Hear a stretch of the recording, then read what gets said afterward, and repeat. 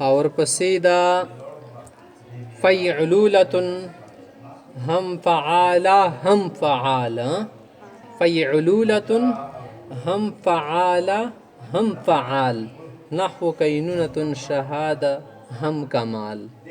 اوس وګورئ چې فیعلولتن د فیعلولتن سره کوم شای سره جوړیږي هغه ده کینونتن.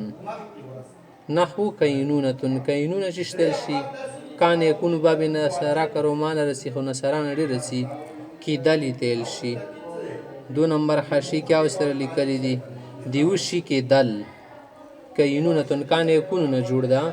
بل پسې د شهاده شهاده فعالتن وزن شولو شهادت خاص شهادت تیل شي شهادت العالمیه شهادت الاولى دی اوالی درجه ول سرټیفیکټ تیل شي.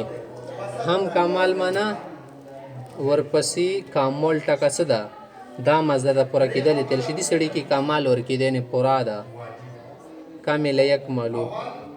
ورپسې ګورئ هم فعالیتن ازی اوزا بدان پس کراهیتن شدن موضوعان. ورپسې څه هم ورپسې فعالیتن څه ده از ازین اوزان د دغه وزنونه بدان وپېژنده. بدان معنا وپېژنده دغه وزنونه کې یو فعالیتن وزن هم ورواګاڼه بدان معنا وروای ګاڼه وروای پېژنده.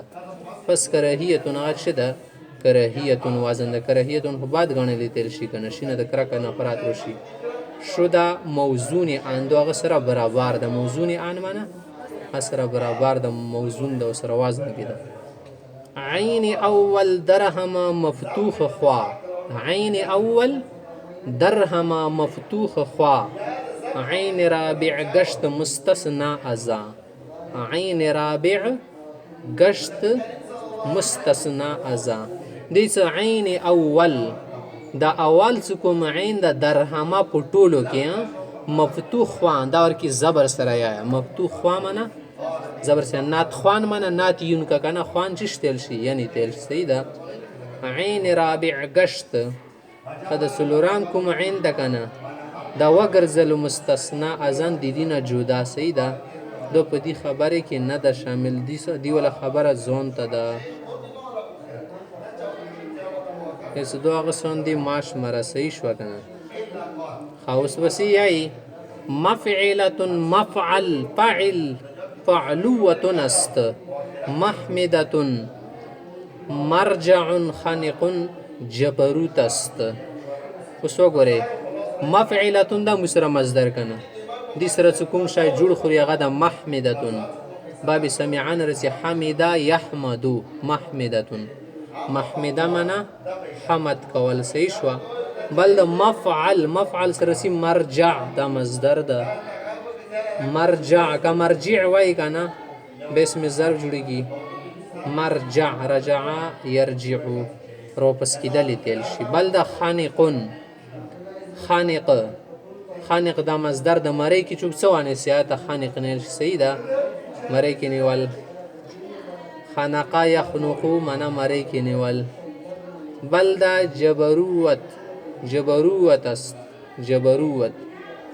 جبروت طاقت تل شي جبروت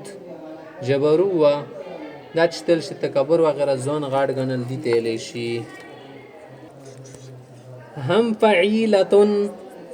فعیل وفاعله شو قطيعه هم ومیز وکاذبه. هم فعیله ورپسې ورسره فعیلة وزنا ده لکه قطیعه کټ کول تل شي کنه باب فتحان رسی قطع یقطع دوستی کټ کول قطیعه وتل شي. هم فعیل وسره فعیله ده لکه ومیز باب ضربان رسی ومزا یمیز ومیز پیغام نمبر حشی کی دی ول خپل بنی معنا واضحه د لیکلی ده سو ومیز شتل شي پړکیدنی تل شي لکه شای سو پړکیږي. وکاذب بل کذب یکذب باب ضربان د درویغ تل شي دو خاطی دروی تل شي کاذبه. ایهما با فتح اول کسر عین رابع ساکن است ای نور عین.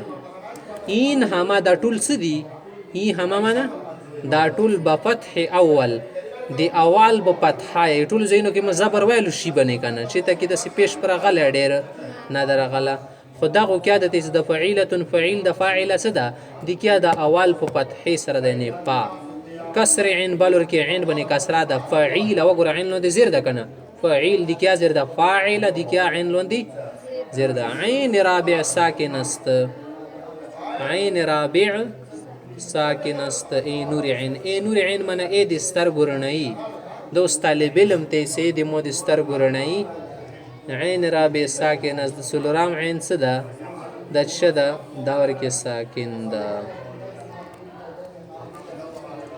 بل دا ورپسې مفعولة مفعول هم مفعولة است